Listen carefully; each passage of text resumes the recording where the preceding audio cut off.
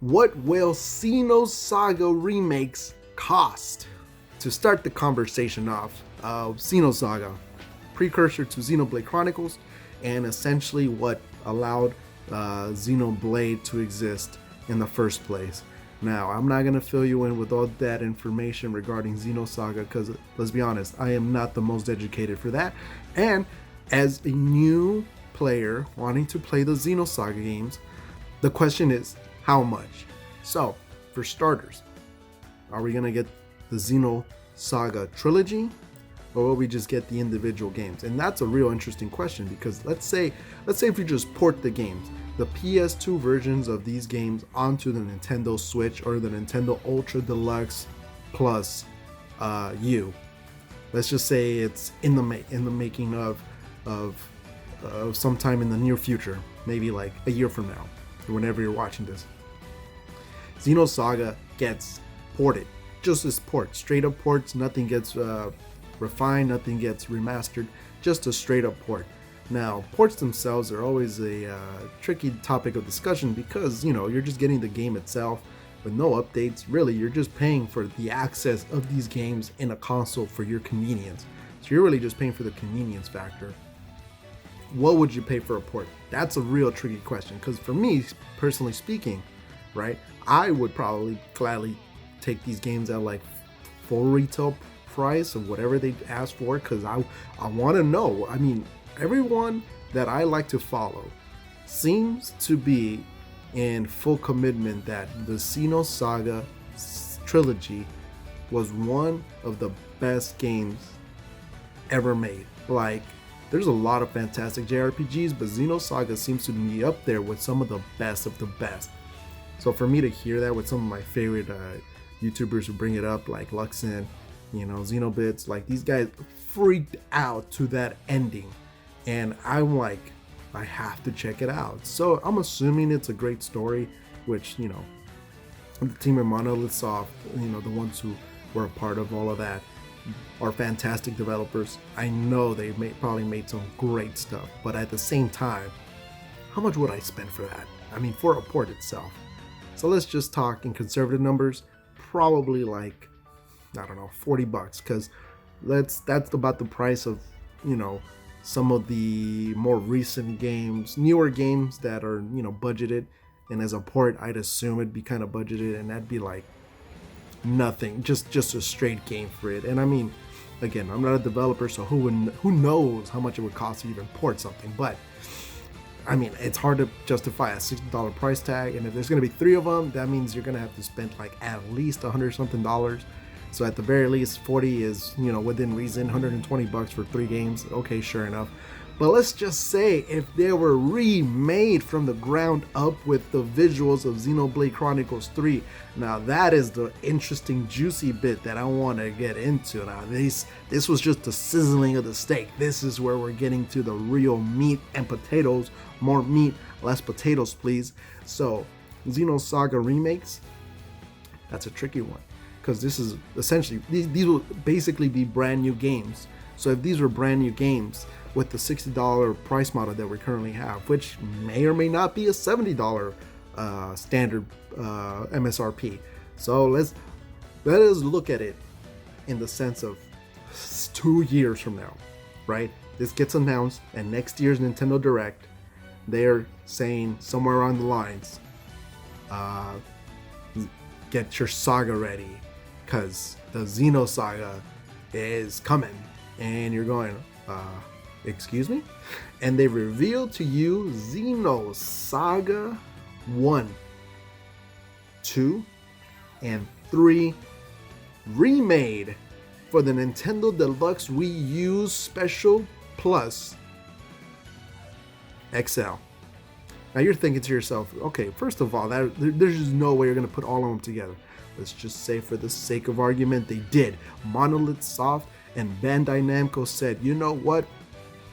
We are going to take the bullet on this one. Let's give the fans what they want. Let us give everybody a chance to play the Xenosaga before we reveal Xenoblade Chronicles 4. How much would you pay that? $5? $2? $5.99? $20.99? they'll tell you that you can buy this special physical edition for MSRP of $99.99. That is right, $100. That is what I envisioned because I just came up with stuff. But that's what I probably more or less think they'll do, because they can sell you each individual portions, but chances are maybe the ones who play 1 don't come back for 2, and then for 2 may not necessarily come back for 3. So if they're gonna get you to spend the amount of money, let's just say the 2 million Xenoblade 2 purchasers, because Xenoblade Chronicles 2 was the most financially successful game of the Xenoblade market, right? We're looking at 2 million players. Now, you can make a game and sell it to 2 million players. Maybe those 2 million don't come back for the second one, and you know you have a third one, but you have no guarantee for that third one to be just as successful as the first one or the second one. So you just go, you know what? Instead of charging these guys, 3 times over for the game, let's just put in a bundle and just have them buy it all at once, one transaction. We get the million to 2 million to pay for the high premium price, because let's be honest, they want the most out of it. $59.99, that's the base standard that you're probably going to see from a new video game. $69.99 is looking to be the future of what they wanted to spend.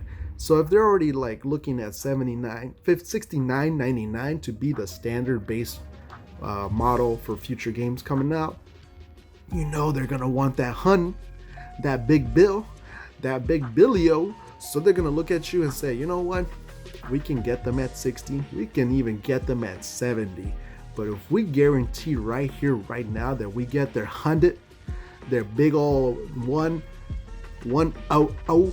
the big bill, then that's an easy number we can look at. So 1 bill for 1 game, easy to translate, easy to negotiate.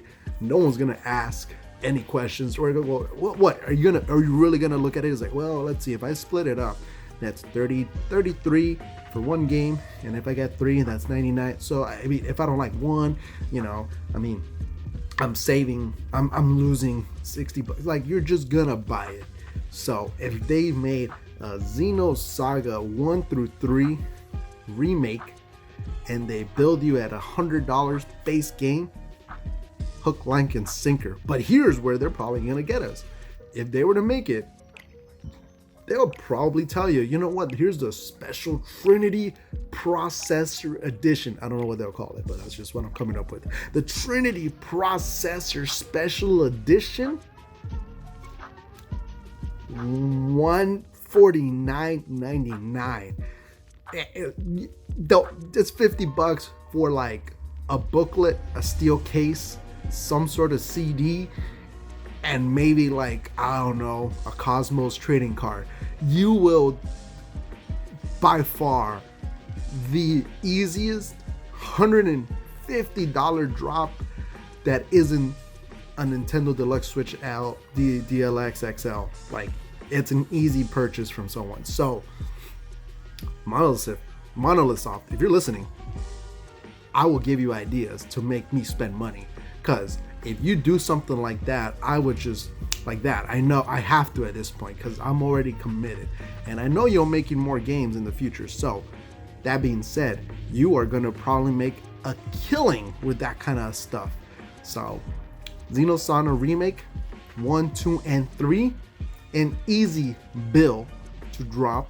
And if you do some sort of special edition, Trinity processor, whatever, 150 is what I'm probably looking at. So Monolith Soft and Bandai Namco, if you want me to drop $100 for Xenosaga, that's already a set aside for y'all. So just make it happen sometime in the future.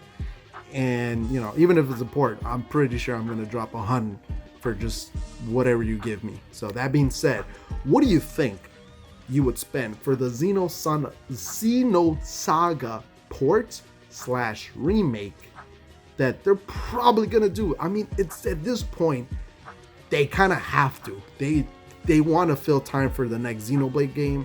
You kind of got to give us something to play, something to spend our money with. So here's your chance, Monolith Soft, Bandai Namco. There's the idea. Make it happen. You know our wallet's ready, even though I'm not ready. This was just my ideas. Let me know in the comment section what you would do, how much you would spend, and what you think of the special edition would be called, because I know Trinity Processor isn't going to be the name of it, but that's the closest I can think of because I never played the Xenosaga games. So you let me know what the special edition should be called and what it'd be featuring in that special edition that you think it's worth the price tag that you come up with in your imaginary business mind. So in the comment section, let me know what you think, and I will love to hear everyone's thoughts and maybe reactions to like what a Xenosaga remake would look like. Because, I mean, I'm assuming it will look like the Xenoblade Chronicles engine because they already have it. But write down in the comment section below, and I'll check you guys in the next one. Later.